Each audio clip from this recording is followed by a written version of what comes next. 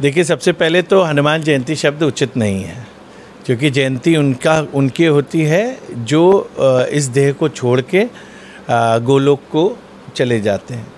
हमारे हनुमान जी तो चिरंजीवी हैं, और कहा भी गया है कि जो 7 चिरंजीवी अश्वत्थामा बलिर्व्यासो हनुमांश्च विभीषणा कृपा परशुरामश्च सप्तैष चिरंजीविना। आज भारत भर में हनुमान जयंती मनाई जाएगी, लेकिन क्या जयंती शब्द का उपयोग उचित है जब बात चिरंजीवी हनुमान की आती है? इस गहन विषय पर प्रकाश डालते हुए वृंदावन के पंडित विवेक तांगड़ी से विशेष जानकारी प्राप्त की गई है। देखिए, ये अपभ्रंशित मान्यताएं हैं। बहुत सी चीज़ों में मान्यताएं अपभ्रंशित हो जाती हैं धीरे धीरे कालांतर पे। तो इसी प्रकार से चूँकि हम लोग जनरली ये मानते हैं कि जो प्रत्यक्ष नहीं है तो उसकी जयंती मनाते हैं। तो जैसे बहुत हमारे श्रेष्ठ महापुरुष लोग हैं, जैसे हमारे आदि ऋषि महाकवि वाल्मीकि, तो वाल्मीकि जी प्रत्यक्ष नहीं है कि उन्होंने देह को त्यागा था, तो इसलिए उनकी जयंती मनाई जाती है। तुलसीदास जी प्रत्यक्ष नहीं है, सशरीर नहीं है, इसलिए उनकी जयंती मनाते हैं। परंतु हनुमान जी तो प्रत्यक्ष देवता हैं, और वो सशरीर भी हैं और वायु के रूप में भी हैं। यत्र यत्र रघुनाथ कीर्तनम तत्र तत्र कृतमस्तकांजलि बाष्पवारी परिपूर्णोचनम मारुति नमत रक्षसांतकम। जहाँ जहाँ राम जी की कीर्तन स्मरण होता है वहाँ वहाँ हनुमान जी आते हैं। तो जब आते हैं और वो हैं चिरंजीवी हैं, तो जयंती किस बात की?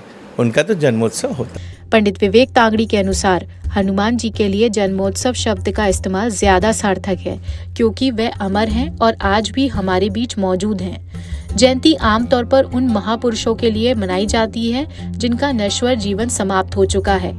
देखिए, सबसे पहले तो हनुमान जयंती शब्द उचित नहीं है, क्योंकि जयंती उनकी होती है जो इस देह को छोड़ के गोलोक को चले जाते हैं। हमारे हनुमान जी तो चिरंजीवी हैं। शास्त्रों में 8 चिरंजीवियों का उल्लेख मिलता है, जिसमें हनुमान जी भी शामिल है। इन चिरंजीवियों के लिए जन्मोत्सव उनकी अजरता और अमरता का प्रतीक है, जबकि जयंती शब्द उनके लिए उपयुक्त नहीं है। 7 चिरंजीवी अश्वत्थामा बलिर्व्यासो हनुमांश्च विभीषणा कृपा परशुरामश्च सप्तैष चिरंजीविना। ये 7 चिरंजीवी हैं, इसमें हनुमान जी भी हैं। हनुमान जन्मोत्सव के दिन विभिन्न मंदिरों में विशेष रूप से पूजन, भजन, कीर्तन और सुंदरकांड का पाठ आयोजित किया जाता है। भक्त लोग सुबह से रात तक दर्शन के लिए आते हैं और हनुमान जी के प्रति अपनी आस्था व्यक्त करते हैं। डॉक्टर विवेक तांगड़ी ने बताया कि जयंती शब्द उनके लिए इस्तेमाल होता है जो महापुरुष रहे हैं और जिन्होंने अपने शरीर को त्याग दिया है और धरती पर अब उनकी मौजूदगी नहीं है। लेकिन हनुमान जी को माँ सीता ने अजर, अमर, अविनाशी का वरदान दे रखा है।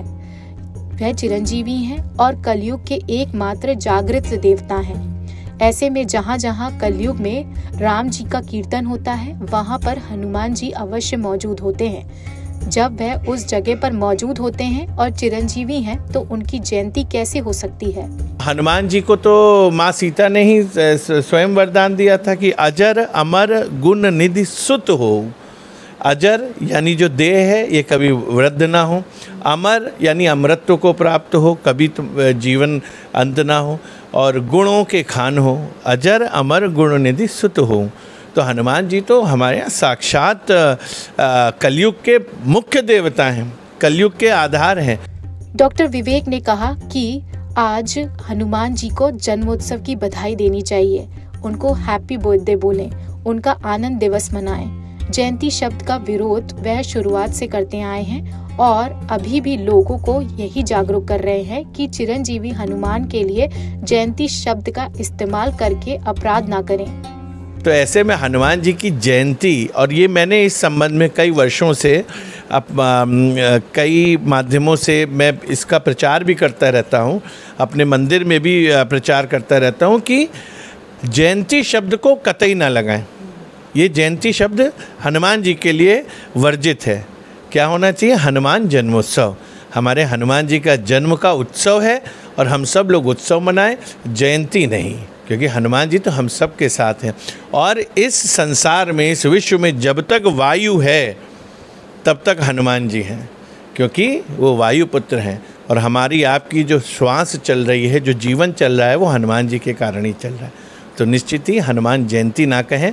और मेरा आपके इस चैनल के माध्यम से सभी दर्शकों को आग्रह भी है कि हनुमान जयंती शब्द कह के हनुमान जी को अजरता और अमरता का जो वरदान माँ सीता से प्राप्त है उसको निरर्थक ना सिद्ध करिए। तो इसलिए हनुमान जन्मोत्सव मनाइए, हनुमान आनंदोत्सव मनाइए, हनुमान जी की बर्थडे मनाइए, ना कि उनकी जयंती। हनुमान जन्मोत्सव के अवसर पर आज मंगलवार के दिन लखनऊ शहर के सभी मंदिर सुबह 5 बजे से लेकर रात 11 बजे तक खुले रहेंगे। ऐसे में भक्त दिन भर दर्शन कर सकते हैं। कई मंदिरों में भजन कीर्तन होंगे, सुंदरकांड का पाठ होगा, कई जगहों पर भंडारों का भी आयोजन किया जाएगा। लोकल 18 लखनऊ से अंजलि सिंह राजपूत की रिपोर्ट। इस वीडियो में दी गई जानकारी पंडित के अनुसार है। लोकल 18 इसकी पुष्टि नहीं करता है।